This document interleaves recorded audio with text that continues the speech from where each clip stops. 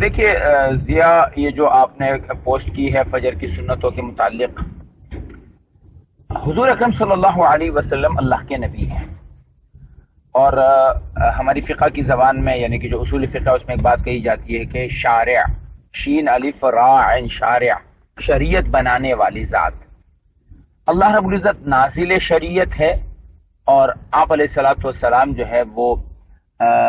شریعت کی تفصیل بیان کرنے والے ہیں۔ تو آپ علیہ الصلوۃ والسلام نے کچھ چیزیں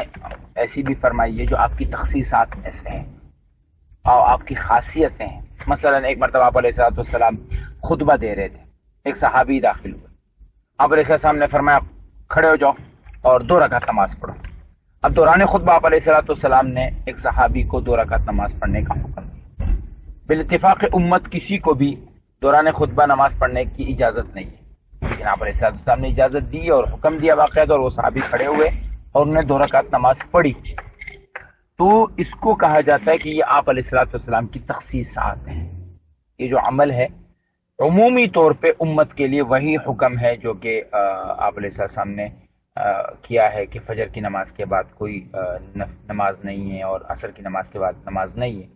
لیکن آپ علیہ الصلوۃ والسلام اگر کسی کو خصوصیتی طور پہ کچھ چیز کا